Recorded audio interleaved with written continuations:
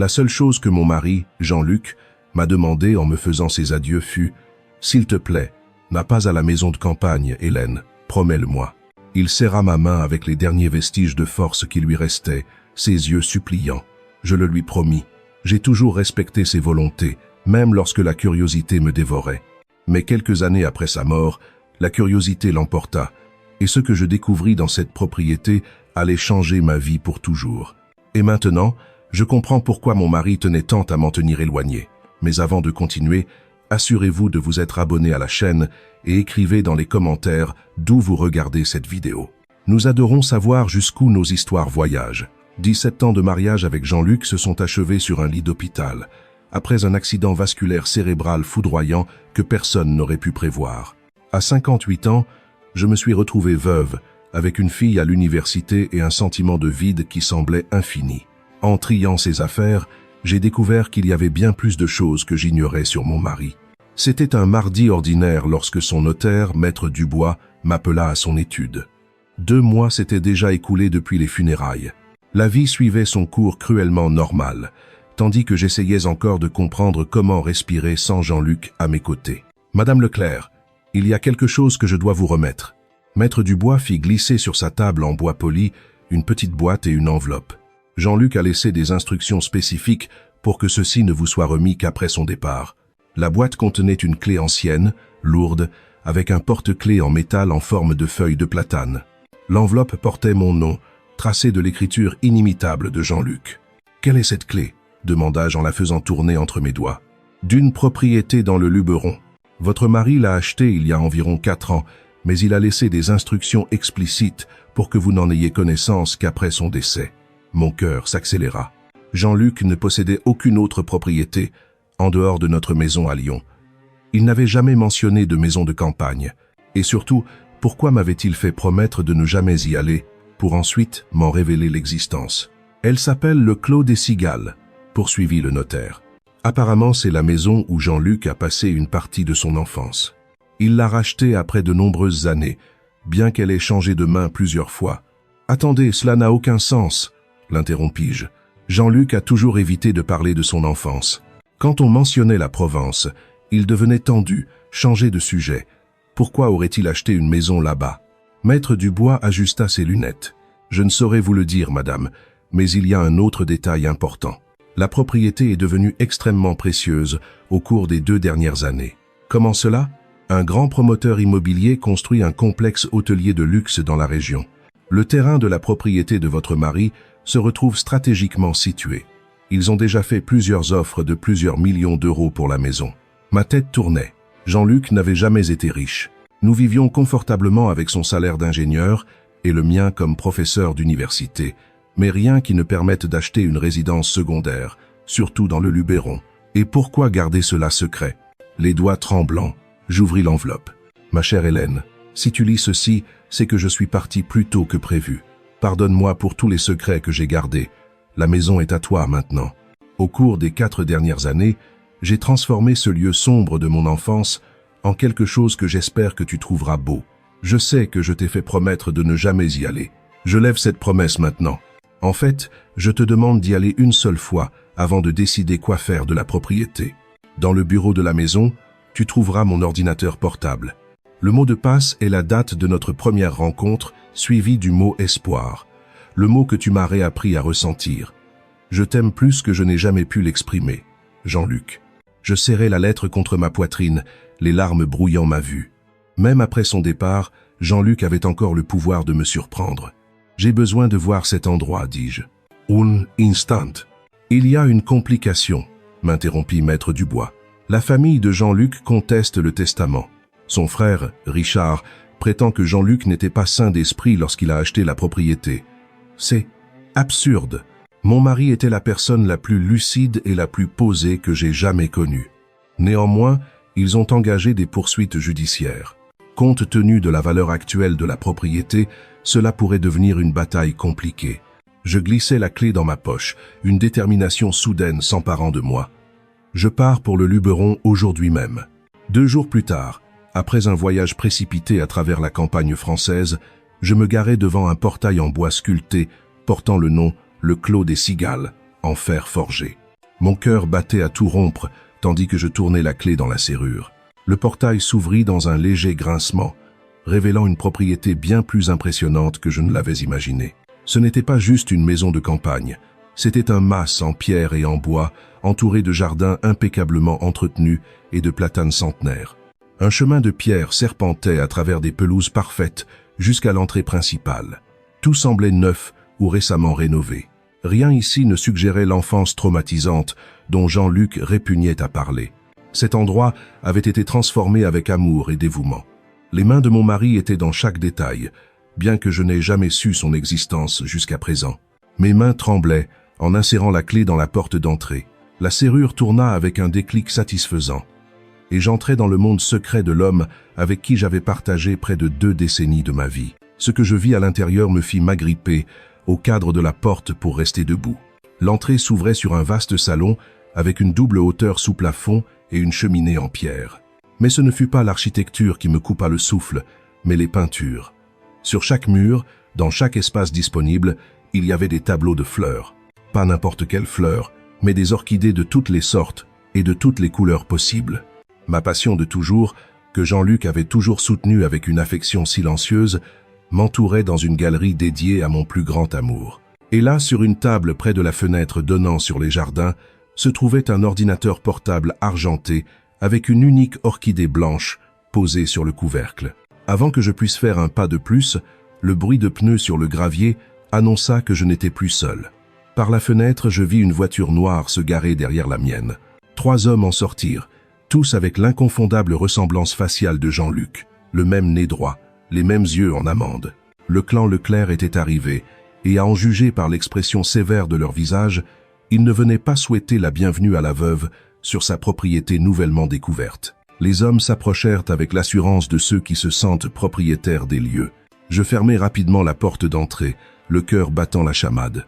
Je regardais par la fenêtre latérale alors qu'ils s'arrêtaient sur le porche, chuchotant entre eux avant que l'aîné, une version grisonnante de Jean-Luc, ne frappe avec force. « Hélène, nous savons que vous êtes là. Nous devons parler. » Sa voix avait le même accent du sud que Jean-Luc prenait quand il était nerveux. Je restais silencieuse, m'éloignant de la porte. Les vagues avertissements de Jean-Luc au sujet de sa famille avaient toujours été catégoriques. Maintenant, face à eux, mon instinct criait à la prudence. On frappa de nouveau, avec plus d'insistance. « Hélène, je suis Richard Leclerc, le frère aîné de Jean-Luc. Voici mes frères, Philippe et Gustave. Nous sommes ici pour la propriété. » Bien sûr qu'ils étaient là pour ça. Pas pour Jean-Luc, ni pour rencontrer la femme que leur frère avait aimée pendant 17 ans. Ils étaient là pour la maison qui valait soudain des millions. Je regardais l'ordinateur portable sur la table. Les réponses que je cherchais pouvaient être là, pas avec des étrangers sur le porche. Ignorant les coups de plus en plus agressifs, je me dirigeais vers la table et tapais le mot de passe 041196 Espoir. L'écran s'anima, ouvrant un dossier intitulé « Pour Hélène ».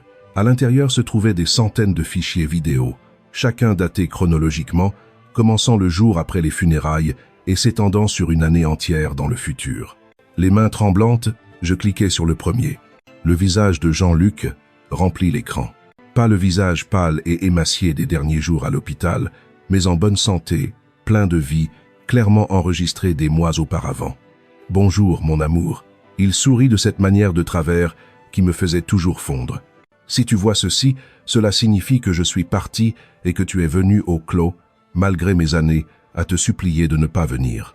J'aurais dû deviner que tu ne résisterais pas, surtout après que Dubois t'a parlé de la maison.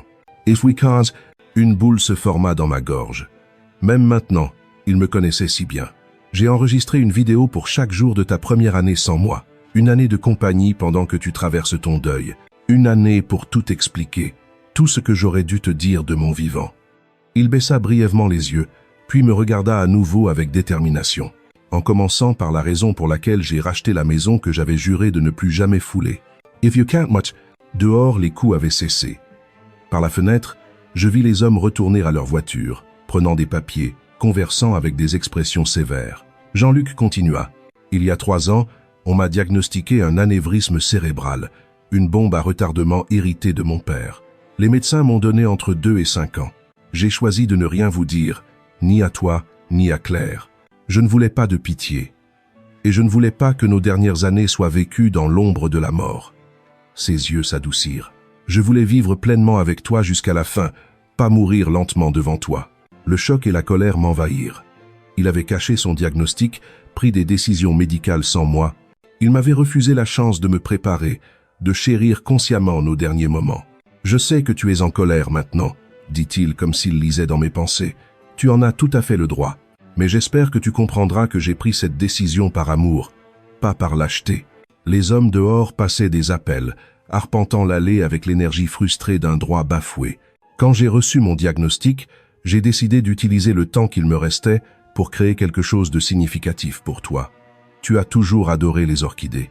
Tu as toujours parlé d'avoir un espace juste à toi pour les cultiver un jour.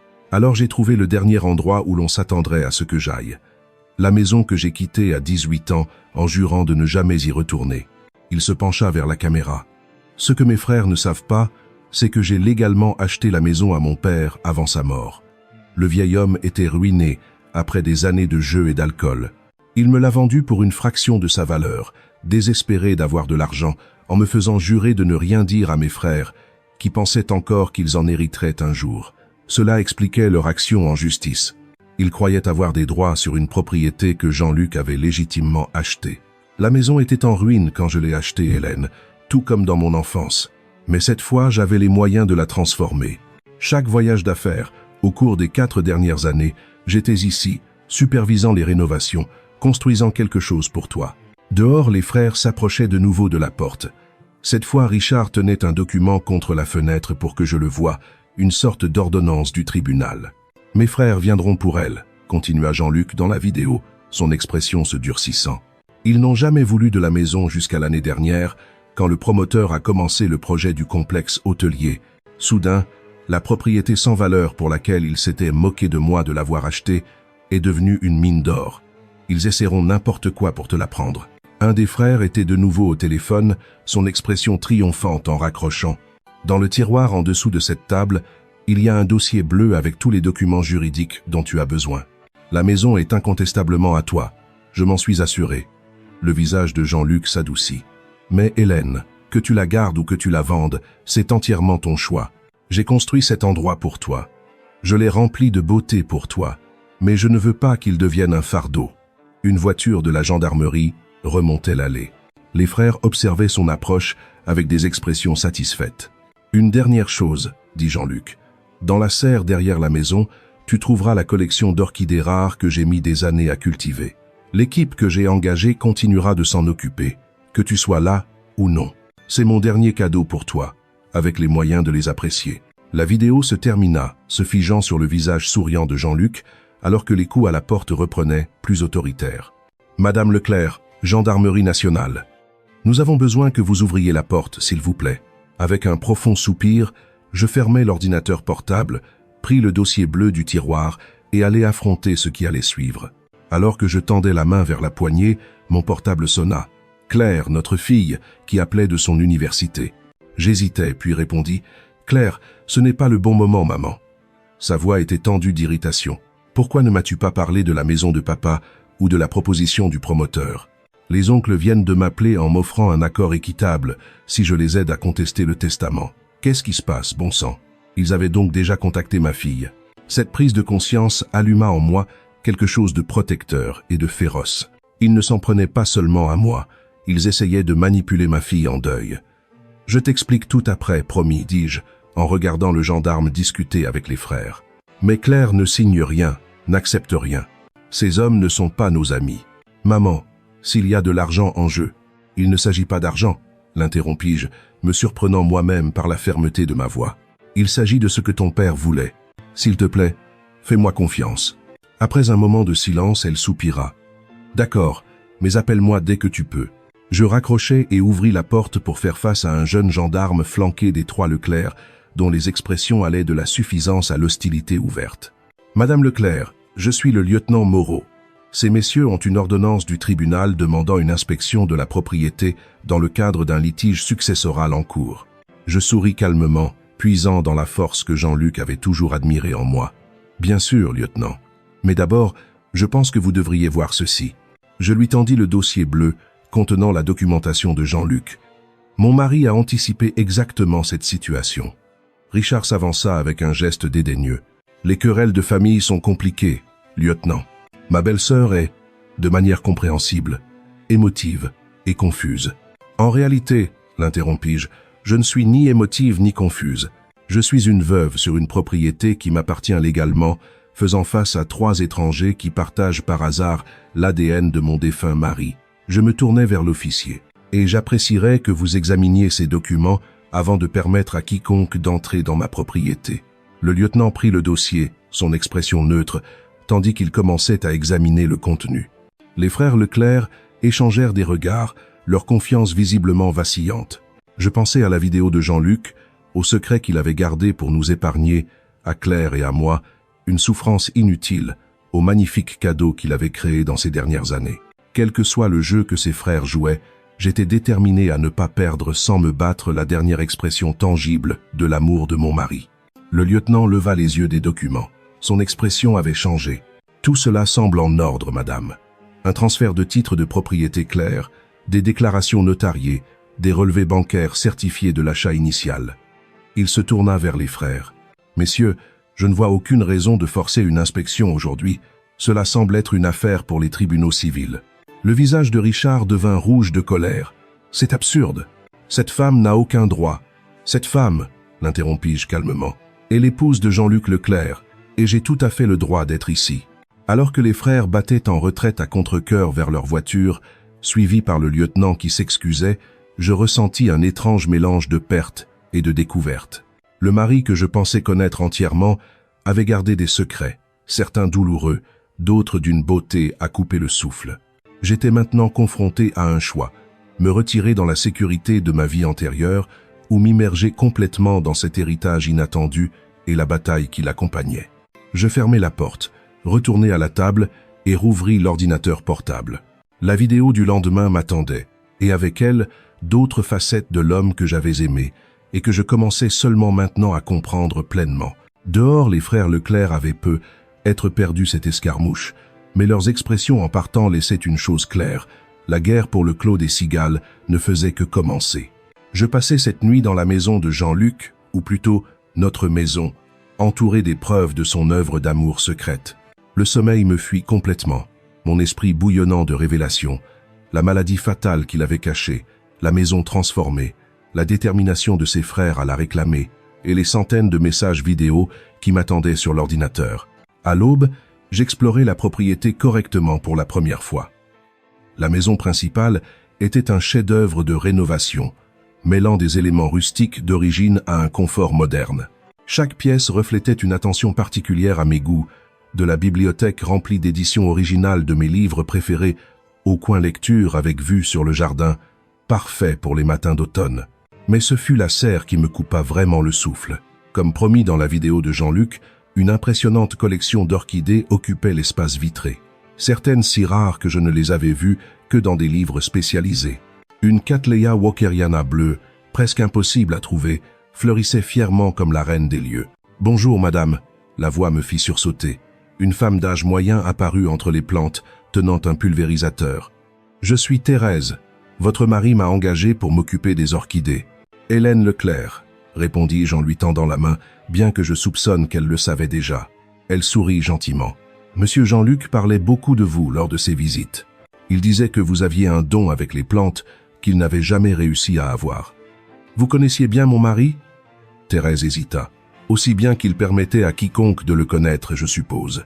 Il était ici au moins une fois par mois, au cours des 4 dernières années, supervisant tout personnellement. Cela ressemblait bien à Jean-Luc, méthodique, soucieux du détail, préférant toujours faire les choses lui-même, plutôt que de déléguer. La Cattleya bleue là-bas, poursuivit Thérèse en désignant l'orchidée que j'avais admirée.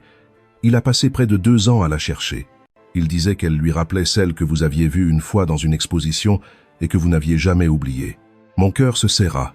L'exposition d'orchidées à Paris, il y a 10 ans. Je n'avais fait qu'une seule remarque sur cette fleur, et Jean-Luc s'en était souvenu. A-t-il déjà mentionné quelque chose sur sa santé ? Demandai-je avec hésitation. Une ombre passa sur le visage de Thérèse. Pas directement, mais au cours des 6 derniers mois, il s'est poussé davantage.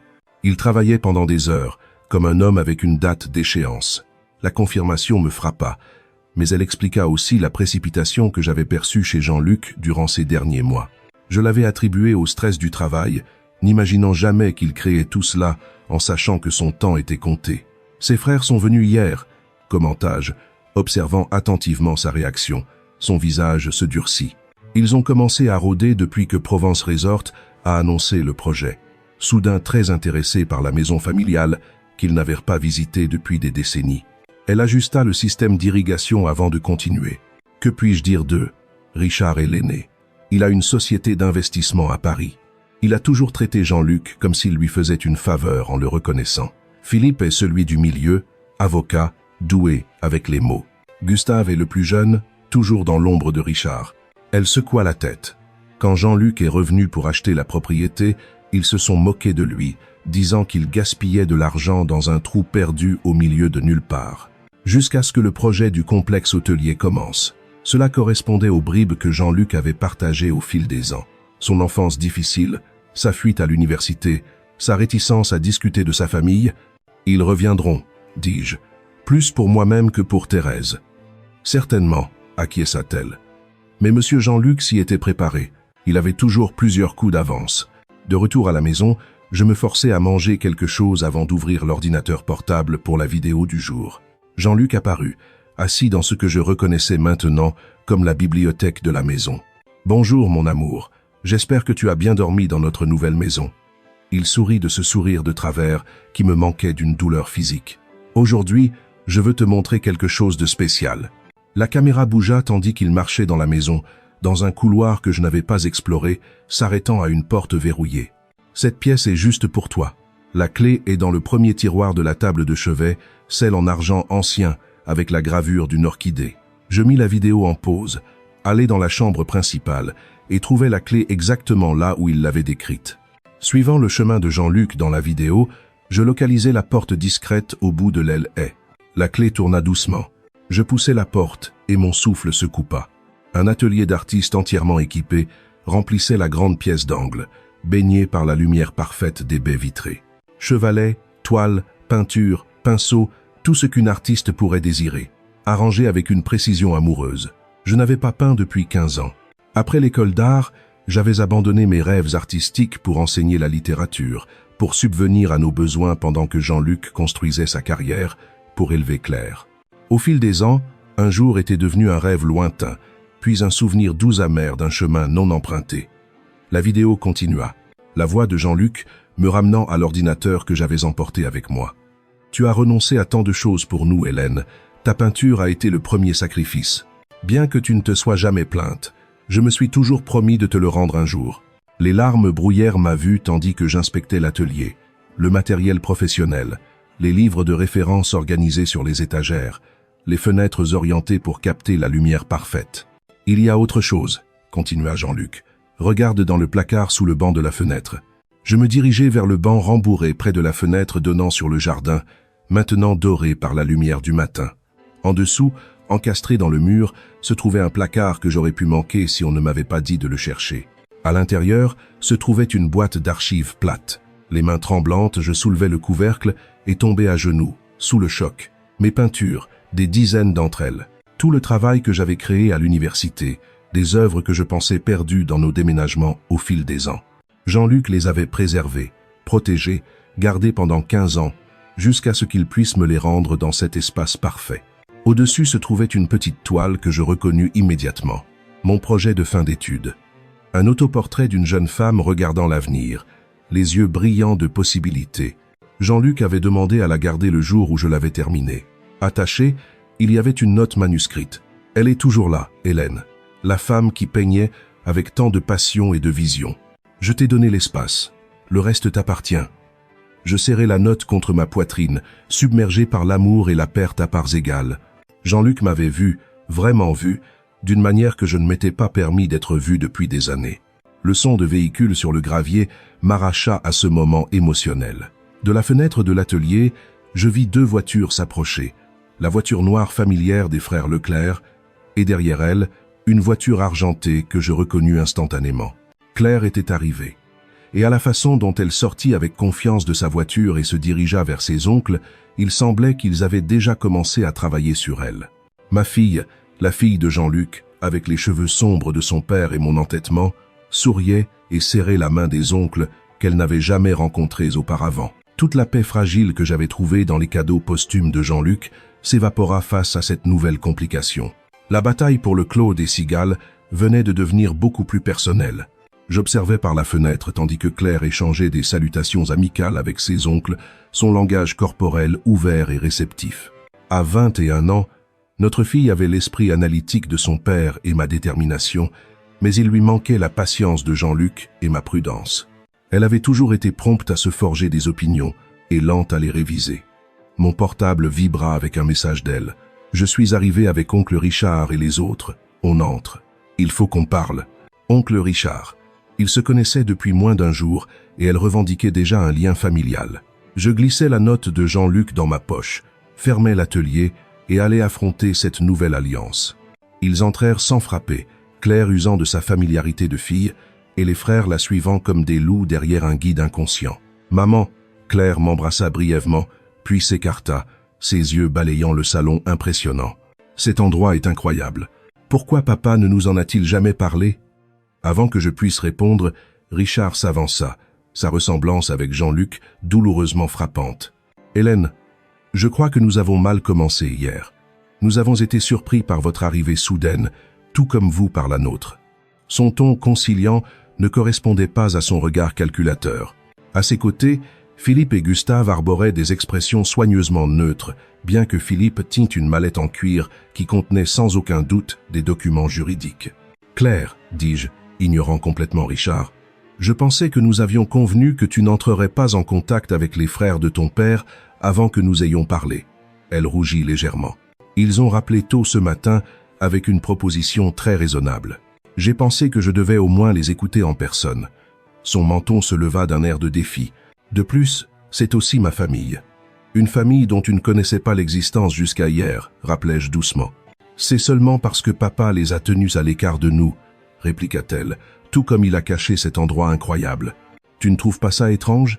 Qu'est-ce qu'il cachait d'autre? La question se rapprocha inconfortablement des révélations des vidéos de Jean-Luc. Ton père avait des relations compliquées avec ses frères, dis-je prudemment. Il avait ses raisons pour la distance qu'il maintenait. Richard fit un geste dédaigneux. De vieilles histoires. Les frères se disputent, surtout dans des familles difficiles comme la nôtre. Ce qui compte maintenant, c'est d'avancer, ensemble. Exactement. Visit Times. Claire hocha la tête avec le sérieux de quelqu'un qui croyait être parfaitement raisonnable. Oncle Richard m'a tout expliqué. Cette maison est dans la famille Leclerc depuis des générations. Papa l'a achetée à grand-père Leclerc, mais il a toujours été entendu qu'elle serait partagée entre les frères un jour. Je réprimai un soupir. Ils avaient travaillé sur elle pendant moins d'un jour, et elle répétait déjà leur version des faits. Et le soudain intérêt pour la propriété n'a rien à voir avec le complexe hôtelier de luxe qui se construit à côté, demandai-je doucement. Philippe s'avança, ouvrant sa mallette.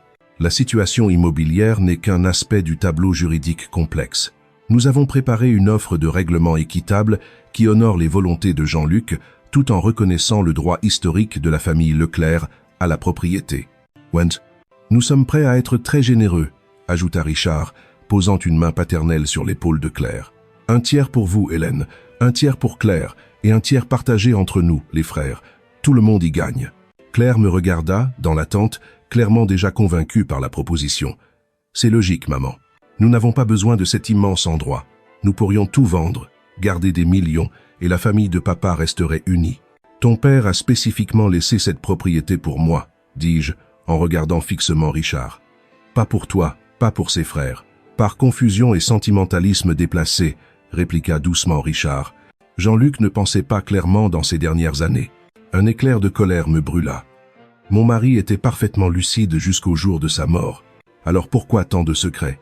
Gustave prit la parole pour la première fois, sa voix plus douce que celle de ses frères, mais non moins acérée.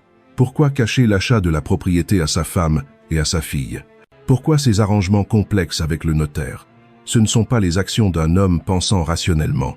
Je pensais aux vidéos, à la maison rénovée, à l'atelier d'artiste. Chaque élément méticuleusement planifié, comme un cadeau final. Rien de tout cela ne suggérait la confusion ou un jugement altéré. « Maman, » dit Claire, sa voix plus douce maintenant. « Je sais que c'est difficile. Papa nous a quittés. Et maintenant nous découvrons tous ses secrets. Mais cette proposition est censée financièrement.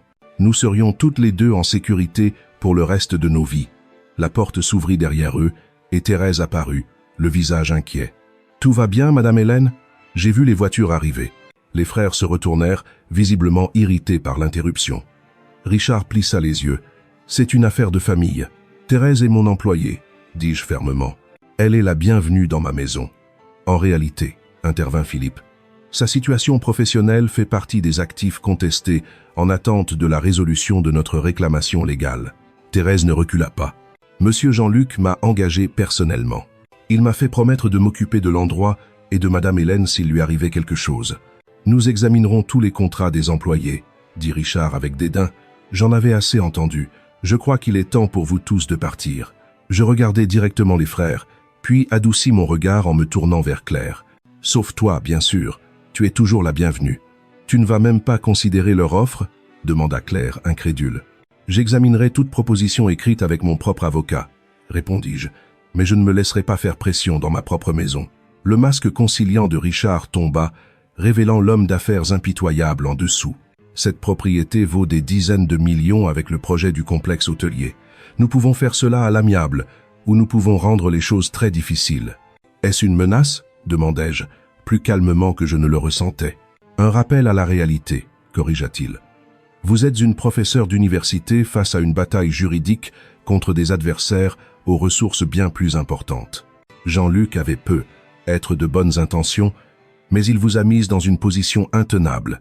Je pensais au dossier bleu, avec sa documentation méticuleuse, aux vidéos montrant la planification lucide de Jean-Luc à la propriété qui représentait son acte d'amour final. Je crois que mon mari savait exactement ce qu'il faisait, dis-je calmement. Maintenant, s'il vous plaît, partez. Claire, tu es la bienvenue pour déjeuner si tu le souhaites. Elle semblait partagée, regardant entre moi et ses oncles nouvellement découverts. Je pense que je vais partir avec eux pour l'instant. Nous avons encore des choses à discuter. Elle m'embrassa rapidement sur la joue. Pense à l'offre, maman, s'il te plaît. Je les regardais partir, un sentiment de vide s'étendant dans ma poitrine. En seulement 24 heures, ma fille avait été attirée dans l'orbite d'hommes que Jean-Luc avait passé toute sa vie à éviter. Thérèse attendit que les voitures aient disparu de l'allée avant de parler. « Madame Hélène, il y a quelque chose que vous devriez savoir. Quelque chose que votre mari m'a demandé de ne pas mentionner, à moins que ce ne soit absolument nécessaire. » Je me tournai vers elle, mentalement épuisé, mais me forçant à prêter attention. « Qu'est-ce que c'est ? » C'est à propos de la véritable étendue de la propriété et de ce qui est réellement caché ici. Elle fit un geste vers la serre. « Mieux vaut que nous marchions. Certaines choses ne doivent pas être discutées à l'intérieur de la maison où les murs peuvent avoir des oreilles. » Tandis que je la suivais dans le jardin, le soleil du matin illuminait la magnifique propriété que mon mari avait secrètement créée. Quelle que soit la révélation qui m'attendait, j'étais sûr d'une chose. Jean-Luc avait anticipé cette bataille. Être même la vulnérabilité de Claire à la manipulation de ses frères. La question était de savoir s'il m'avait suffisamment préparé pour gagner un combat que je n'avais jamais su qu'il allait arriver. Thérèse me conduisit au-delà de la serre principale jusqu'à une remise à outils que je n'avais pas encore explorée. Contrairement aux structures parfaitement rénovées du reste de la propriété, ce bâtiment conservait son aspect rustique d'origine, délibérément non amélioré pour paraître sans importance. « Votre mari était un homme prudent », dit Thérèse, sortant une vieille clé en fer. Après la première visite de ses frères l'année dernière, il est devenu encore plus méfiant. Ils sont venus avant ? Jean-Luc n'a jamais mentionné ça. Thérèse hocha la tête gravement. Ils sont arrivés à l'improviste dès qu'ils ont eu vent du projet du complexe hôtelier. Votre mari était ici, supervisant la construction de l'atelier d'artistes. Ils ne l'ont pas reconnu au début. Il avait laissé pousser sa barbe pendant son traitement. La mention désinvolte du traitement de Jean-Luc me frappa comme une vague de douleur renouvelée. Pendant que j'enseignais naïvement la littérature, mon mari était ici, malade, créant ce sanctuaire tout en se défendant contre ses frères prédateurs. Que s'est-il passé ? Il les a observés de loin, puis il est parti sans se révéler. Cette nuit-là, il a apporté des modifications au plan de la propriété. Thérèse ouvrit la porte de la remise. En commençant par ceci, la porte s'ouvrit sur un intérieur ordinaire, Outils de jardinage, équipements, particules de poussière dansant dans les rayons de lumière qui s'infiltraient par les fentes des murs. Thérèse se dirigea avec assurance vers le coin du fond, écartant plusieurs caisses empilées pour révéler une trappe encastrée dans le sol en béton. Votre mari a installé cette entrée l'hiver dernier. Les ouvriers pensaient qu'il construisait une cave à vin. Elle tira la lourde porte vers le haut, révélant une solide échelle descendant dans l'obscurité. Après vous, la curiosité l'emportant sur l'appréhension, je suivis Thérèse en bas de l'échelle. En bas, elle actionna un interrupteur et les lumières s'allumèrent, révélant un tunnel en béton qui s'étendait devant nous. Qu'est-ce que c'est que cet endroit? Votre mari appelait ça le coffre-fort. Moi, j'appelle ça du génie. Le tunnel s'étendait sur une trentaine de mètres avant de s'ouvrir sur une grande pièce remplie de classeurs, d'une table avec du matériel informatique et de murs couverts de cartes et de documents. « Bienvenue dans la salle de guerre de Jean-Luc », dit Thérèse avec une pointe de fierté. Tout ce qu'il a rassemblé sur ses frères, leurs affaires et la vraie valeur du Clos des Cigales. Je m'approchai du mur le plus proche, où une carte détaillée montrait non seulement la propriété, mais aussi les environs sur des kilomètres. Des marques rouges indiquaient les emplacements du projet du complexe hôtelier, avec des annotations manuscrites sur les valeurs, les phases de construction et l'impact immobilier. « Je ne comprends pas », dis-je en me tournant vers Thérèse. Jean-Luc était au courant du projet du complexe. Non, au début, il a acheté cet endroit pour le rénover pour vous, purement et simplement. Mais il y a environ 2 ans, quand Provence Resort a commencé les études préliminaires, il a engagé un consultant immobilier pour évaluer l'impact sur le clos. Thérèse montra la carte. Ils ont découvert quelque chose que le promoteur essayait de garder secret jusqu'à la finalisation de tous les achats de terrain. Le projet complet est 3 fois plus grand que ce qu'ils ont annoncé publiquement. Verity Visions. J'étudiai la carte plus attentivement, remarquant comment les marques s'étendaient bien au-delà de la zone que la presse avait divulguée. La phase 2 du complexe comprendra un terrain de golf qui nécessitera une partie de la propriété voisine de la nôtre, continua Thérèse. Ils ont déjà acheté presque tous les terrains nécessaires, sauf le Clos des Cigales, conclus-je, commençant à comprendre. Votre mari a vérifié auprès de 3 experts indépendants. La position stratégique de cette propriété peut bloquer complètement l'expansion prévue. Sans elle, le projet perd la moitié de sa valeur projetée. Donc, la propriété est encore plus précieuse que ses frères ne l'imaginent, exponentiellement. Mais ce n'est pas tout. Thérèse se dirigea vers un classeur, sortant un épais dossier. Jean-Luc a documenté des décennies de pratiques commerciales douteuses de ses 3 frères. Évasion fiscale, délit d'initié, détournement de fonds de clients. Assez de preuves pour les ruiner professionnellement si cela venait à être révélé. Je parcourus la documentation méticuleuse, reconnaissant l'approche exhaustive de Jean-Luc pour résoudre les problèmes. Impression d'email, registre financier, déclaration sous serment d'anciens employés. Il avait construit un dossier en béton contre ses frères. Pourquoi aurait-il rassemblé tout ça? Pour vous protéger. Oh. Thérèse s'assit à la table, me faisant signe de prendre l'autre chaise. Il savait qu'il viendrait pour la maison dès qu'il serait parti. Il voulait que vous ayez des munitions. Je pensais à l'assurance suffisante de Richard, aux manœuvres juridiques de Philippe, à leur travail rapide pour conquérir Claire. Il a tout anticipé. Pas tout à fait, dit calmement Thérèse. Il ne s'attendait pas à ce qu'ils atteignent votre fille si rapidement. Le souvenir de l'apparente trahison de Claire me fit mal. Il la manipule avec des demi-vérités et des promesses de richesse et joue sur son deuil. Thérèse hocha la tête. Elle a perdu son père. Soudain, ils lui offrent un lien avec lui par le sang et l'histoire commune. C'est une attraction puissante pour une jeune femme en deuil. Elle avait raison. Claire avait toujours été la fille à son père, partageant l'esprit analytique de Jean-Luc et son amour pour les énigmes. Sa mort l'avait laissée à la dérive, vulnérable à quiconque offrait un lien avec lui. « Que dois-je faire maintenant ?» demanda-je, presque pour moi-même. « Cela dépend de ce que vous voulez », répondit Thérèse. « Vous pourriez tout vendre et partir riche, mais peu, être à jamais éloigné de votre fille. Vous pourriez combattre les frères légalement, en utilisant ces preuves, ce qui pourrait gagner la bataille, mais aggraver les blessures familiales. Ou quoi? Vous pourriez faire ce que votre mari faisait toujours, penser 3 coups à l'avance et trouver le chemin que personne n'attend. Je réfléchis à cela tout en continuant à examiner la salle de guerre. Sur la table se trouvait une photo encadrée que je n'avais jamais vue auparavant.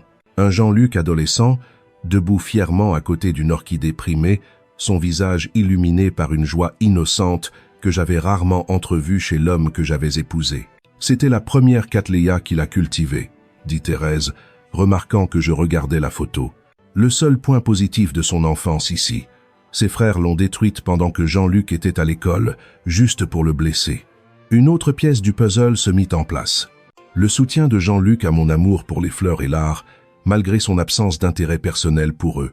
La magnifique serre et l'atelier n'étaient pas seulement des cadeaux. Ils étaient la récupération de quelque chose de précieux que ses frères lui avaient volé. Je pris la photo, un plan commençant à se former dans mon esprit. Thérèse, l'ordinateur portable avec les vidéos de Jean-Luc fonctionne-t-il ici en bas? Elle hocha la tête. Il y a un réseau sécurisé sur toute la propriété. Votre mari s'en est assuré. Excellent. J'ai besoin de voir les prochaines vidéos plus tôt que prévu. Ensuite, je veux que vous me preniez un rendez-vous. Avec qui? D'abord ma fille seule, loin de l'influence de ses oncles. Ensuite, mon avocat. Et enfin, je regardais le mur de preuves que Jean-Luc avait compilé contre ses frères. Je pense que j'aimerais parler aux dirigeants de Provence Resort. Thérèse sourit pour la première fois depuis que nous étions entrés dans le bunker caché. Vous préparez quelque chose que votre mari aurait approuvé. Je prépare quelque chose digne de l'homme qui m'a aimé assez pour créer tout cela, corrigeai-je, une nouvelle détermination affermissant ma voix. Et je vais avoir besoin de votre aide. Tout ce dont vous avez besoin, Madame Hélène, promit Thérèse. Votre mari m'a donné une seconde chance quand personne d'autre ne voulait le faire.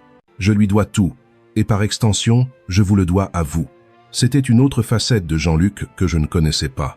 Sa générosité silencieuse, s'étendant au-delà de notre famille immédiate, changeant des vies dont je n'avais jamais entendu parler.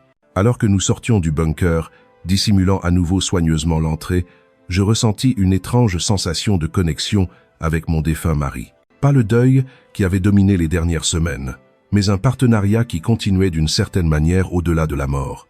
Il m'avait laissé non seulement une propriété et une sécurité matérielle, mais des outils et des connaissances pour forger mon propre chemin. Les frères Leclerc pensaient affronter une veuve naïve qui n'était pas à leur hauteur. Ils n'avaient aucune idée de ce qui les attendait. Dans les 48 heures qui suivirent, je dormis à peine, nourri par la détermination et la clarté croissante de mon plan.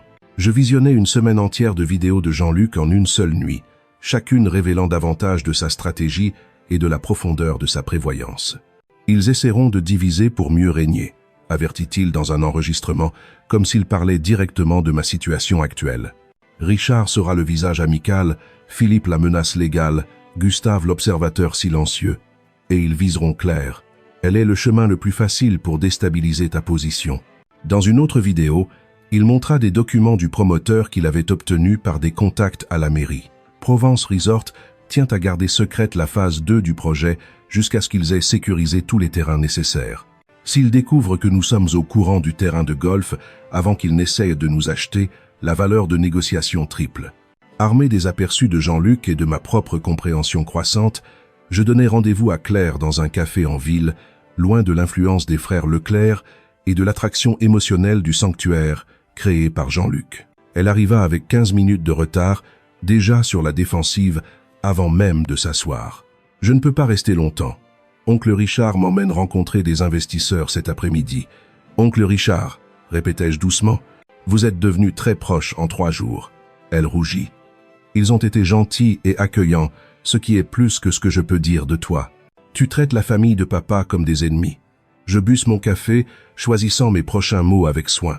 Tu te souviens de ce cours de théorie narrative que tu as adoré au premier semestre, sur la façon dont la même histoire change complètement selon qui la raconte? Qu'est-ce que ça a à voir avec notre situation? Tu n'as entendu que leur version de cette histoire. Je te demande de considérer qu'il pourrait y avoir une autre perspective, celle de ton père. Papa est mort, dit-elle brusquement, la douleur traversant son visage. Et de toute évidence, il ne nous faisait pas assez confiance pour nous parler de cet endroit de son vivant. Je plongeai la main dans mon sac et sortis une tablette. En fait, il nous a laissé quelque chose à toutes les deux. Qu'est-ce que c'est? Ton père a fait des vidéos, Claire, des centaines, des messages pour me guider, pour nous guider, après son départ. Je tournai la tablette vers elle, préparant la vidéo que Jean-Luc avait intitulée « Pour Claire, quand elle en aura besoin ». Son visage pâlit. Il a fait des vidéos? Il savait qu'il allait mourir, dis-je doucement, partageant enfin la vérité. On lui a diagnostiqué un anévrisme cérébral il y a 3 ans. Il a choisi de ne rien dire. Il voulait nous éviter de le voir dépérir. C'est impossible. Il me l'aurait dit. Mais l'incertitude se glissait déjà dans sa voix. Regarde la vidéo, Claire, écoute-le. Les doigts tremblants, elle appuya sur lecture. Le visage de Jean-Luc apparut, sain, vibrant, ses yeux se plissant avec ce sourire qui était si caractéristique de lui. « Bonjour, ma petite lumière. Si tu vois ceci, c'est que je suis parti, et te connaissant, tu es probablement en colère pour tous les secrets que j'ai gardés. » Il rit doucement. « Tu n'as jamais aimé qu'on te tienne dans l'ignorance, même enfant. » Les larmes montèrent aux yeux de Claire tandis que son père continuait. « J'aurais dû te dire que j'étais malade. J'aurais dû te donner le temps de te préparer, de poser toutes ces questions que tu sais si bien formuler. Mais j'ai été égoïste. Je voulais que nos dernières années ensemble soient normales, pas assombries par mon diagnostic. J'espère qu'un jour tu me pardonneras ce choix. » Jean-Luc se pencha vers la caméra. « Mais il y a autre chose que tu dois savoir. Quelque chose sur mes frères que je n'ai jamais partagé avec toi. Notre brouille n'était pas une petite querelle de famille, Claire. Ils ont détourné ma part d'héritage quand j'avais 19 ans. Ils ont utilisé mon nom sur de faux documents pendant que j'étais à l'université. Quand je l'ai découvert et que j'ai menacé de les dénoncer, ils ont menacé de m'impliquer comme complice volontaire. » La main de Claire couvrit sa bouche, ses yeux fixés sur l'écran. « Je suis parti de Provence, j'ai déménagé à Lyon, j'ai rencontré ta mère, j'ai construit une vie, je t'ai élevé. C'était plus que suffisant. » Son expression se durcit, mais mes frères n'ont jamais changé. Quoi qu'ils te disent maintenant, souviens-toi de ceci. Ils veulent contrôler la propriété familiale, non par sentiment, mais par pure cupidité. Et ils utiliseront n'importe qui, y compris ma propre fille, pour l'obtenir. La vidéo se termina, se figeant sur le visage inquiet de Jean-Luc. Claire resta immobile, les larmes coulant silencieusement sur ses joues. « Il nous protégeait », murmura-t-elle enfin. « Tout ce temps, de bien plus que sa simple maladie, confirmai-je doucement. Tes oncles ne sont pas le lien familial qu'ils prétendent être. Ce sont des opportunistes qui te voient comme le chemin le plus facile vers ce qu'ils veulent. I was now. » Elle essuya ses larmes, la colère remplaçant le deuil sur son expression. « Ils m'ont menti, n'est-ce pas? Surtout. Non, pas surtout. La maison vaut des millions. Cette partie est vraie. Mais ils ne t'ont pas parlé du projet complet du complexe hôtelier, ni pourquoi la propriété est si cruciale pour les plans du promoteur. » La compréhension illumina ses yeux. « Ils essayent de nous arnaquer. »« Nous » répétai-je, sentant l'espoir renaître. « Ça veut dire que tu es de retour de mon côté ?»« Maman, je n'ai jamais quitté ton côté. » Elle baissa les yeux, honteuse. « Je voulais me sentir connectée à papa à travers sa famille. Ils avaient des histoires sur lui, enfant. Des photos que je n'avais jamais vues. »« Je comprends, » l'assurai-je, tendant la main sur la table pour serrer la sienne. « Le deuil nous rend vulnérables de manière que nous ne pouvons pas prévoir. Mais maintenant, nous devons être plus intelligentes qu'eux. Ensemble. » Claire se redressa, son expression passant de la dévastation à la détermination, si semblable à Jean-Luc que mon cœur se serra. « Quel est le plan ?» Je souris, ressentant le premier vrai sentiment de confiance depuis le début de cette épreuve. « D'abord, nous rencontrons mon avocat ce soir. Pas l'avocat de la famille que tes oncles veulent utiliser, mais quelqu'un recommandé par Maître Dubois. Puis demain, nous avons rendez-vous avec Provence Resort. Pourquoi?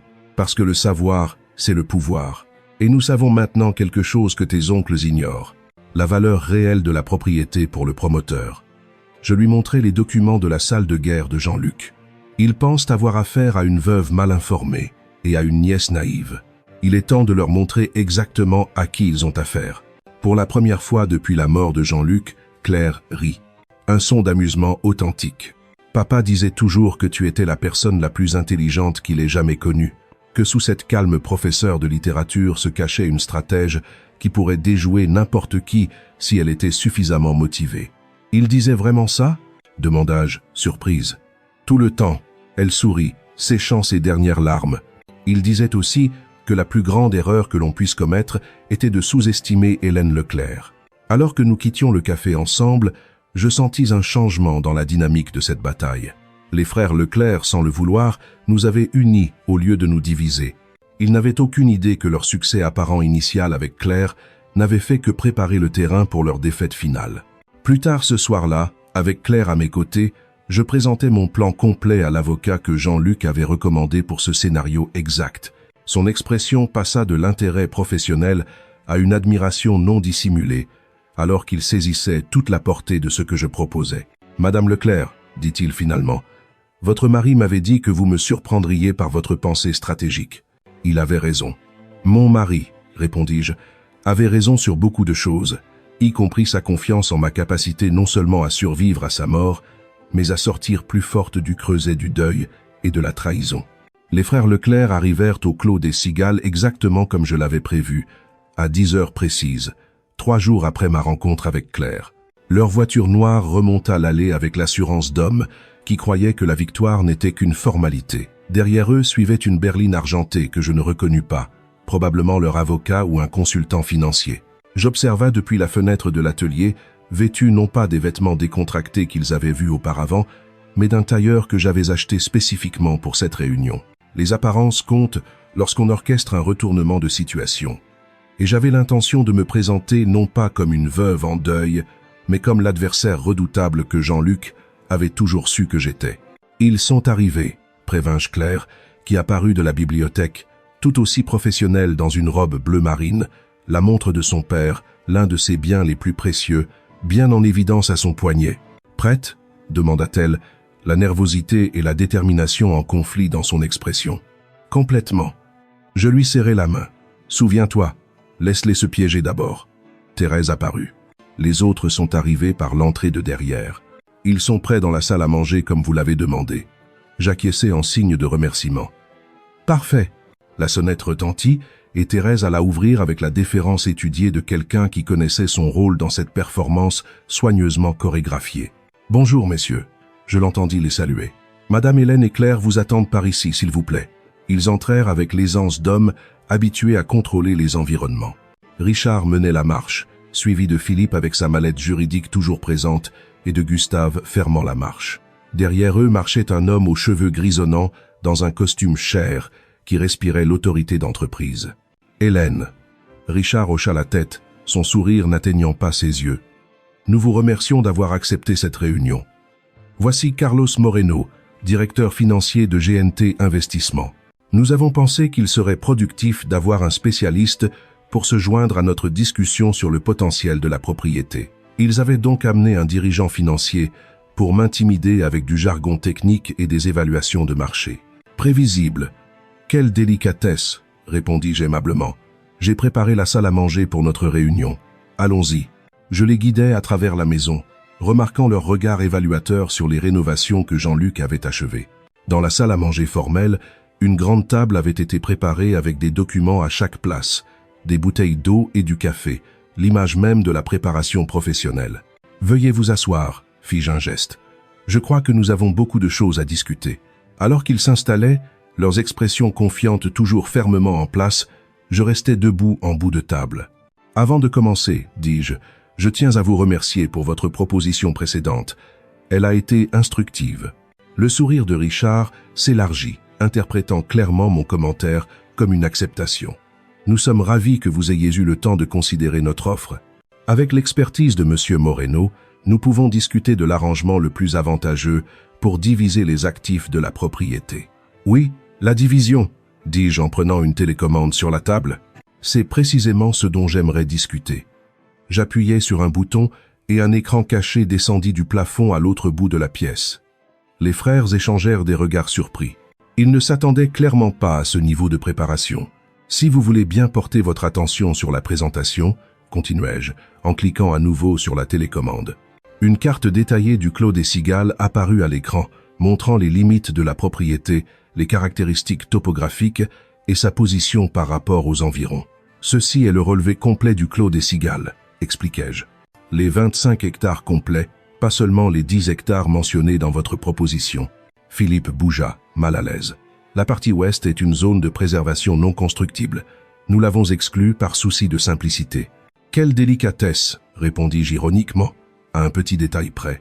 Un autre clic sur la télécommande et la carte fut superposée avec le projet complet du complexe hôtelier.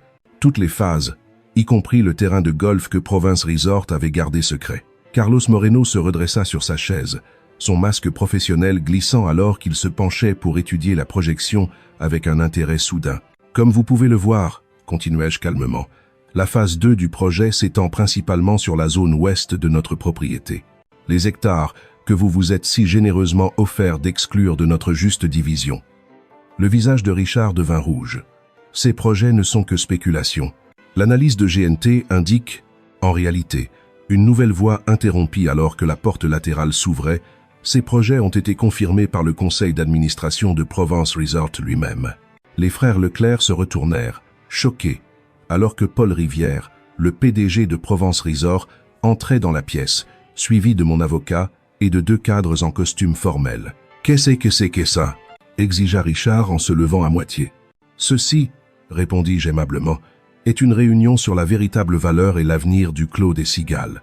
Monsieur Rivière a exprimé un intérêt significatif pour la propriété, en particulier après avoir examiné les dossiers complets que mon mari a compilés sur le projet du complexe. » Carlos Moreno lança un regard trahi au frère Leclerc. « On m'avait dit que vous aviez des droits de négociation exclusifs pour cette propriété. Ils ne les ont pas. » Mon avocat intervint calmement, plaçant des documents supplémentaires sur la table. Madame Leclerc possède un titre de propriété clair et incontestable pour l'ensemble de la propriété. Les documents que messieurs Leclerc vous ont montrés n'ont aucune valeur légale. Richard frappa la main sur la table. Cette propriété est dans la famille Leclerc depuis des générations. Jean-Luc avait une obligation morale. Des obligations morales? Claire prit la parole pour la première fois, sa voix ferme, malgré sa main serrant son verre d'eau. Comme l'obligation morale que vous aviez envers mon père quand vous avez détourné son héritage, ou falsifié sa signature sur des documents, ou menacé de l'incriminer s'il vous dénonçait? Les frères se figèrent, le sang se retirant de leur visage. « De quoi parlez-vous exactement ?» demanda Carlos Moreno, l'air de plus en plus mal à l'aise. « Peu, être que ceci clarifiera les choses, » dis-je en faisant un signe de tête à mon avocat, qui distribua des enveloppes scellées à tout le monde à la table. Des copies de la documentation que mon mari a préservée concernant certaines transactions impliquant les actifs de la famille Leclerc. Je crois que le délai de prescription est expiré pour certaines de ces questions, mais les autorités fiscales pourraient trouver les autres assez intéressantes. Philippe ouvrit son enveloppe, examinant le contenu avec une alarme croissante. « Ce sont des affaires familiales privées, balbutia-t-il, totalement hors de propos pour la discussion actuelle. Au contraire, réfutai-je, prenant enfin ma place en bout de table. Elles établissent un schéma de comportement frauduleux qui a un impact direct sur votre crédibilité dans ces négociations. Un comportement qui a continué lorsque vous avez délibérément trompé M. Moreno sur votre position pour négocier cette propriété. » La pièce tomba dans le silence, tandis que les frères Leclerc réalisaient toute l'étendue de leur exposition. Jean-Luc avait tout documenté, leurs crimes historiques contre lui, leurs manipulations récentes, leur tentative de s'approprier des actifs précieux tout en paraissant généreux. « Que veux-tu » demanda finalement Richard, sa façade de confiance s'effritant. « Je veux que vous quittiez le Clos des Cigales et que vous n'y reveniez plus jamais, déclarai-je simplement. Je veux que vous cessiez toutes les tentatives de contester ma propriété ou de manipuler ma fille. En échange, ces documents resteront privés. » Carlos Moreno se leva brusquement.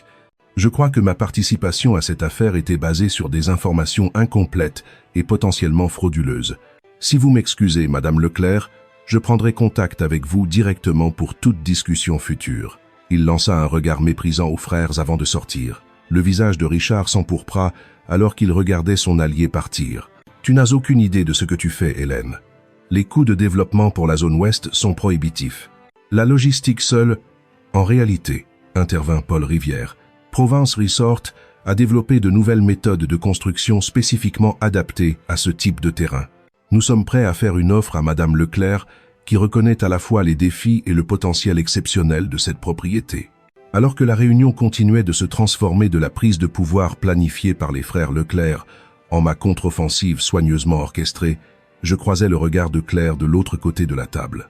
Son léger sourire transmettait tout, la fierté, la justification et la reconnaissance douce amère que Jean-Luc nous avait préparée pour ce moment même d'outre-tombe. Lorsque les frères Leclerc partirent 2 heures plus tard, vaincus, exposés et légalement contraints par l'accord que mon avocat avait préparé à l'avance, l'avenir du Clos des Cigales était assuré exactement comme Jean-Luc l'avait imaginé. Non pas divisé entre des parents avides, ni vendu aux plus offrants, mais préservé comme un héritage pour la famille qu'il avait choisi et aimé, Claire et moi. Alors que leur véhicule disparaissait dans l'allée, Thérèse apparut à mes côtés. « Votre mari serait fier », dit-elle calmement. « Vous avez gagné exactement comme il croyait que vous le feriez. » Je regardais la poussière retomber sur le chemin. Un étrange mélange d'émotions m'envahit, le triomphe mêlé au deuil, la force émergeant de la vulnérabilité. « Nous n'avons pas encore terminé », répondis-je, pensant aux vidéos qui attendaient encore sur l'ordinateur de Jean-Luc, à l'avenir qui s'étendait devant nous. Ce n'était que la première bataille. Mais c'était une bataille que nous avions gagnée de manière décisive, en utilisant les armes que Jean-Luc avait méticuleusement préparées et la force qu'il avait toujours vue en moi, même quand je ne pouvais pas la voir moi-même. Les semaines qui suivirent la défaite des frères Leclerc passèrent dans un tourbillon de questions pratiques.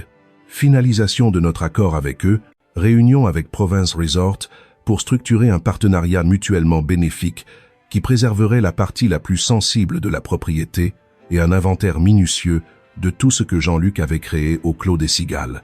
Claire resta avec moi pendant cette période, son ressentiment initial concernant les secrets de son père se transformant en une appréciation de sa prévoyance.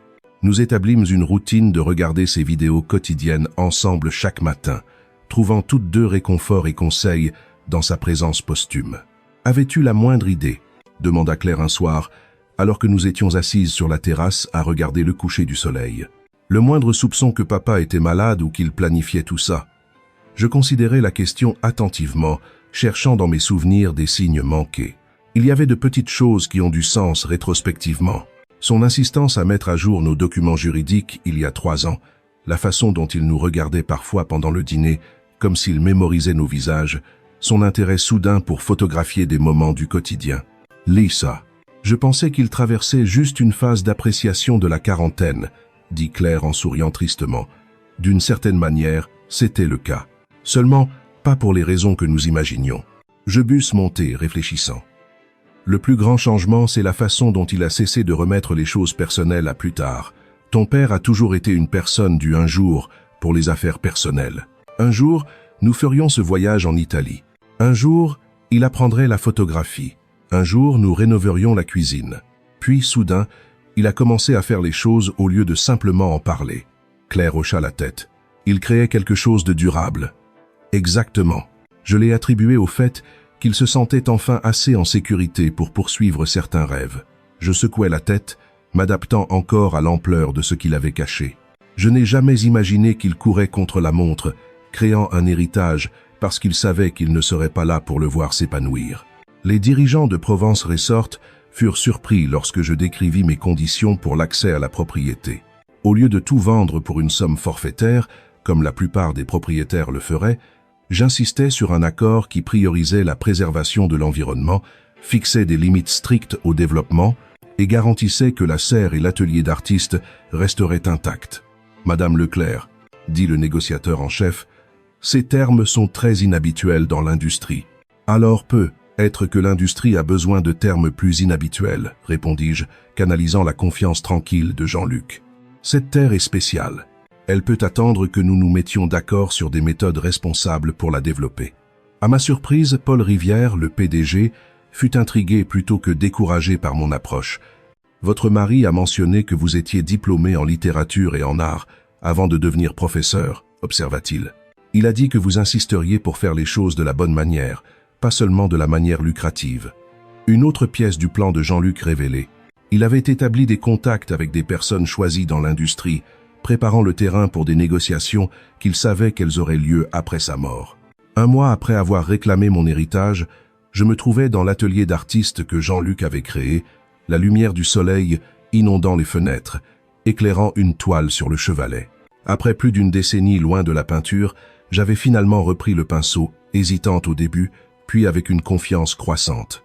Le sujet du jour attendait patiemment dans la serre, visible à travers les fenêtres de l'atelier, la rare orchidée bleue que Jean-Luc avait trouvée parce qu'il se souvenait d'un commentaire désinvolte que j'avais fait des années auparavant. Thérèse m'enseignait la culture des orchidées, mes doigts retrouvant peu à peu la dextérité que je pensais avoir perdue pour toujours. « Maman !» Claire apparut à la porte, un ordinateur portable à la main. « La vidéo d'aujourd'hui est différente. Je pense que tu devrais la regarder seule. » Je posai mon pinceau, curieuse. Nous nous étions habitués à regarder les messages quotidiens de Jean-Luc ensemble. « Différente comment ?» Elle est spécifiquement marquée pour le jour 30. Il l'a intitulée « Quand Hélène recommencera à peindre ». Elle me tendit l'ordinateur avec un doux sourire. Il savait que tu y reviendrais finalement. Seul dans l'atelier, entouré des outils d'une passion que je redécouvrais, j'ouvris l'ordinateur et appuyai sur lecture. Jean-Luc apparut, assis dans cette même pièce, avant que le matériel d'art n'ait été installé. L'espace vide, à l'exception des magnifiques fenêtres. « Bonjour, mon amour », commença-t-il, son sourire me réchauffant à travers le temps. « Si tu vois ceci, c'est que tu as retrouvé le chemin de l'art, le chemin de la passion que tu as mise de côté pour notre famille toutes ces années. » Je touchais doucement l'écran, les larmes me montant aux yeux. « J'ai beaucoup pensé à l'héritage, » continua-t-il. « Ce que nous laissons derrière nous, quelle marque nous laissons sur le monde. La plupart des gens pensent à l'héritage en termes d'enfants, de richesse ou de réalisation. Mais il y a un autre type d'héritage, celui de rendre possible les potentiels de ceux que nous aimons. » Il fit un geste vers la pièce vide autour de lui. « Cet espace n'est pas encore terminé, mais dans mon esprit je le vois complet, rempli de lumière, de couleurs et de tes créations. Je t'imagine devant un chevalet, un pinceau à la main, donnant enfin forme aux visions que tu portes en toi depuis toutes ces années. Is a star. » Je regardais le portrait de l'orchidée sur mon chevalet, frappé par sa proximité avec l'imagination de Jean-Luc. « J'ai tout structuré pour te donner la liberté, Hélène, » continua-t-il. « La sécurité financière, grâce à l'accord avec le complexe, la protection contre l'ingérence de mes frères, un bel espace pour créer. Mais ce que tu fais de cette liberté, c'est ton héritage à construire, pas le mien à déterminer. » Il se pencha vers la caméra, son expression intense. « La maison, la serre, l'atelier d'artiste ne sont pas l'héritage, ce ne sont que les outils. Le véritable héritage, c'est la possibilité, l'opportunité de devenir plus pleinement toi-même, sans contrainte. » Je mis la vidéo en pause, submergé par la profondeur de sa compréhension. Jean-Luc m'avait connu mieux que je ne me connaissais moi-même. Il avait vu l'artiste endormi, toujours vivante à l'intérieur de la professeure et de la mère que j'étais devenu. Quand je repris la vidéo, son expression s'était adoucie. « J'ai une demande, bien qu'il t'appartienne de l'accepter ou de la refuser. Dans le placard derrière cette pièce, il y a une grande toile que j'ai commandée avant le diagnostic. Elle est vierge, en attente. Quand tu seras prête, vraiment prête, j'espère que tu créeras quelque chose pour elle. Quelque chose qui capture non seulement ce que tu vois, mais ce que tu ressens à propos de cet endroit qui m'a ramené à mes origines et qui te mènera vers ton avenir. » La vidéo se termina par son adieu familier. « À demain, mon amour. » Je restais immobile pendant plusieurs minutes, traitant ces mots. Puis, poussé par une impulsion, je me rendis au placard de rangement et trouvai exactement ce qu'il avait décrit. Une immense toile vierge, faite sur mesure pour le mur principal du grand salon, la taille parfaite pour créer une pièce maîtresse pour le cœur de la maison. Dans les semaines qui suivirent, alors que l'automne peignait le paysage de tons dorés, je fis d'innombrables croquis, essayant de capturer l'essence du clos des cigales et ce qu'il représentait. Aucun ne me satisfit jusqu'à un matin, en observant Claire s'occuper des orchidées dans la serre, où quelque chose se déclencha. La peinture prit forme progressivement, non pas un paysage traditionnel, mais un mélange d'éléments réels et métaphoriques. La maison, telle qu'elle existait maintenant, en arrière-plan, rendue avec une précision photographique. Au premier plan, une série de couches translucides montrant ce qui était venu avant. La propriété abandonnée que Jean-Luc avait achetée, la maison familiale de son enfance. Et en dessous de tout cela, la terre ancienne qui avait vu des générations aller et venir. Reliant ces couches temporelles se trouvaient deux figures, une femme et une jeune fille, leurs traits à peine suggérés, juste assez pour représenter des voyages à la fois spécifiques et universels. Derrière elle, presque invisible à moins de savoir où chercher, une troisième figure, un homme avec une orchidée bleue dans ses mains, l'offrant aux deux autres. Quand la peinture fut enfin terminée, Thérèse m'aida à l'accrocher à sa place désignée dans le grand salon. Claire recula, l'étudiant les larmes aux yeux. « C'est papa, n'est-ce pas? Et nous ?» Elle traça les chemins des figures avec son doigt dans l'air. « Le passé, le présent et l'avenir de cet endroit. L'héritage, dis-je simplement. Pas ce qui est laissé derrière, mais ce qui continue d'avancer. » Ce soir-là, alors que je regardais le coucher de soleil depuis la terrasse de ce qui était maintenant vraiment ma maison, je sentis la présence de Jean-Luc. Non pas comme un fantôme ou un souvenir, mais comme un partenariat continu. Il m'avait donné non seulement une propriété et une sécurité matérielle, mais un cadre pour la réinvention, la liberté de découvrir qui Hélène Leclerc pouvait devenir lorsqu'elle n'était plus limitée par les circonstances. L'accord avec le complexe assurerait une stabilité financière pour toujours. La maison évoluerait selon notre intendance. Et je continuerai à apporter de la beauté au monde grâce à des talents redécouverts, créant mon propre héritage à côté de celui que Jean-Luc avait si soigneusement préparé. Quelques mois plus tard, je reçus une visite inattendue. La sonnette retentit alors que je travaillais dans l'atelier. Thérèse apparut à la porte, une expression prudente sur son visage. « Richard Leclerc est ici, seul. » Mon corps se tendit immédiatement. « A-t-il des documents juridiques ?»« Pas que j'ai vu. Il a l'air différent, moins arrogant.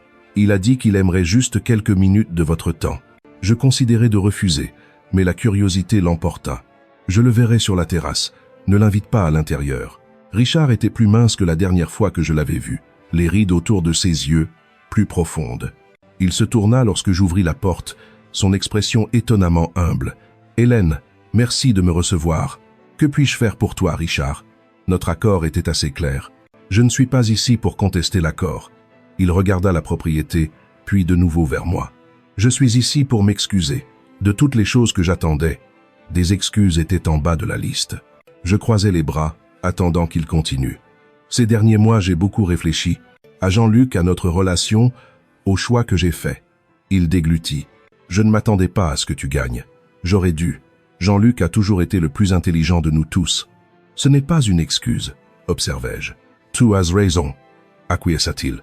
Je m'excuse d'avoir essayé de te prendre cette maison, d'avoir essayé de manipuler Claire, pour toutes les années où j'ai rendu la vie de Jean-Luc plus difficile qu'elle n'aurait dû l'être. Instanton scriptus dollars, $2,000 emosig. Je le regardais, cherchant des signes de fausseté, mais ne trouvais que de l'épuisement et peut être un regret sincère. Pourquoi maintenant? J'ai un cancer, dit-il simplement. Stade 4. Mon pronostic n'est pas bon. Ça met les choses en perspective. L'écho de la maladie de Jean-Luc était impossible à ignorer. Je suis vraiment désolé de l'apprendre. Je ne suis pas venu pour la sympathie. Je suis venu parce que mon petit frère a construit quelque chose de magnifique ici. Et moi, dans mon arrogance et ma cupidité, j'ai failli le détruire. Il sortit un petit paquet de sa poche. J'ai trouvé ça dans les affaires de notre père. J'ai pensé que toi ou Claire pourriez le vouloir. J'acceptai le paquet avec méfiance. À l'intérieur se trouvait une photo décolorée. 3 garçons sous un arbre immense. Le plus petit, de toute évidence Jean-Luc, tenant une petite orchidée en pot. C'était la première qu'il a cultivée, expliqua Richard, avant que, il laissa la phrase inachevée, la culpabilité visible sur son visage. Je regardais le jeune Jean-Luc sur la photo, puis l'homme brisé en face de moi. « Veux-tu venir voir la serre ?» offris-je, nous surprenant tous les deux. Jean-Luc a cultivé des orchidées vraiment impressionnantes. Pendant un moment, je crus qu'il allait refuser. Puis, avec un hochement de tête presque imperceptible, il me suivit à travers la propriété qu'il avait autrefois tenté de voler. Alors que nous marchions parmi les fleurs que son frère avait cultivées avec tant d'amour, je vis Richard de la manière dont Jean-Luc avait dû le voir dans les vidéos. Non pas un méchant à vaincre, mais un homme hanté par des choix qu'il ne pouvait défaire. Le pardon n'effacerait pas le passé, ni ne changerait l'avenir. Mais être faisait-il aussi partie de l'héritage. La capacité de choisir la compassion quand la vengeance serait plus facile. Je ne saurais jamais si le fantôme du regret qui a conduit Richard à ma porte était sincère ou juste un autre acte calculé. Ce que je sais, c'est que lorsqu'il est parti, quelque chose au clos des cigales a subtilement changé, comme si un dernier chapitre s'était clos. Ce soir-là, je regardais la toute dernière vidéo de Jean-Luc. Il me sourit depuis l'écran, ses yeux remplis d'une paix que je n'avais jamais remarquée de son vivant. C'est la fin de notre voyage quotidien ensemble, mon amour. Une année de messages pour te guider à travers les premiers mois sans moi. Mais ce n'est pas la fin de nous. Il fit une pause, regardant la caméra comme s'il pouvait vraiment me voir. Nous continuons dans les choix que tu feras, dans l'amour que nous partageons avec Claire, dans la beauté que tu créeras à partir de maintenant. La maison que j'ai si longtemps redoutée est maintenant à toi pour la transformer. Le secret que j'ai gardé est devenu ta force. La promesse que je t'ai demandé de faire est devenue ta libération. Il sourit une dernière fois. Ne l'oublie jamais, Hélène. Tu as toujours été la vraie force entre nous. À un de ces jours, mon amour. L'écran devint noir. Et dans le silence qui suivit, je trouvais non seulement la perte, mais aussi la possibilité. La maison que Jean-Luc m'avait demandé de ne jamais visiter était devenu mon foyer. Les secrets qu'il avait gardés s'étaient transformés en ma force. Et la promesse qu'il m'avait demandé de faire, pour ensuite m'en libérer, était devenue le chemin vers mon avenir. Je me levais et me dirigeais vers la grande peinture dans le salon, observant les couches de passé, de présent et d'avenir que j'avais dépeintes. Jean-Luc avait fait plus que me laisser une propriété. Il m'avait donné la chance de me redécouvrir. La maison qu'il craignait était devenue la maison qu'il aimait. Et maintenant, c'était à moi de continuer à la transformer, un jour à la fois. Maintenant, si vous avez aimé cette histoire, cliquez sur la prochaine vidéo qui apparaît à l'écran, car elle contient une histoire de trahison et de rebondissement comme vous n'en avez jamais vu. Non,